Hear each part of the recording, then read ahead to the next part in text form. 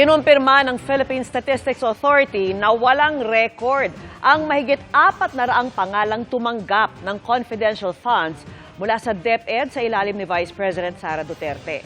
Ilang bagong resibo pa ang kinwestiyon ng mga kongresista dahil sa hindi magkakatugmang pangalan at pirma. At nakatutok si Jonathan Andal.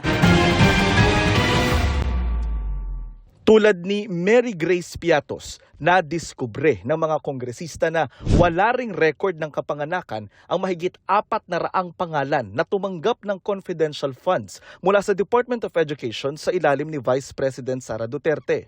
Batay yan sa kumpirmasyon ng PSA o Philippine Statistics Authority sa House Committee on Good Government and Public Accountability. Out of 677 individuals, 405 ay walang birth certificate o walang record sa birth certificate o pwede nating sabihin na non-existent. Ang ibang pangalan may record sa PSA pero maraming kapangalan. Kasama sa walang birth record ang isang Kokoy Villamin na tumanggap ng confidential funds mula sa DepEd at Office of the Vice President pero magkaiba ang pirma sa mga resibo.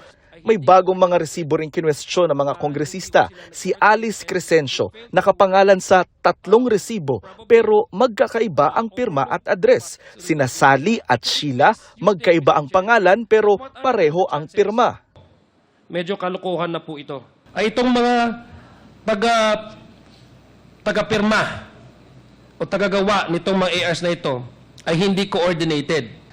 And because of this, Mr. Chair, I believe that this receipt was again merely fabricated. Nilista naman ng mga kongresista ang mga nakita nilang pwedeng ikaso sa mga sangkot sa nakalipas na 7 pagdinig ng komite, gaya ng technical malversation, bribery, corruption of public officer, falsification of documents, perjury, at ang pinakamabigat, plunder o pandarambong. Kapag hinanap sa iyo kung nasaan yung funds or saan napunta at wala kang masagot, the law presumes na binulsa mo. Given the amount we are talking about here, this may be under the crime of plunder. 612.5 million pesos na confidential funds ang hinahanap ng mga mambabatas kung saan ginastos. Sa ngayon, makaraan ng 8 pagdinig, tinatapos na muna ng komite ang investigasyon nila sa confidential funds ni VP Sara. Ito'y para bigyang daan muna ang impeachment laban sa bise na confidential funds din ang tinutumbok.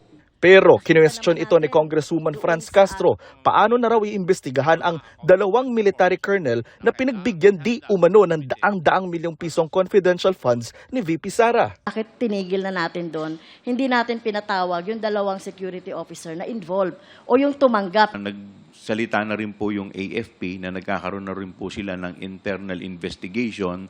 Wala rin po akong tiwala na magkakaroon ng partial investigation patungo doon dahil alam naman natin, tauhan nila yung involved. Sinusubukan pa naming makuha ang panig ng BISE at ng AFP. Para sa GMA Integrated News, Jonathan Andal, nakatutok, 24 oras.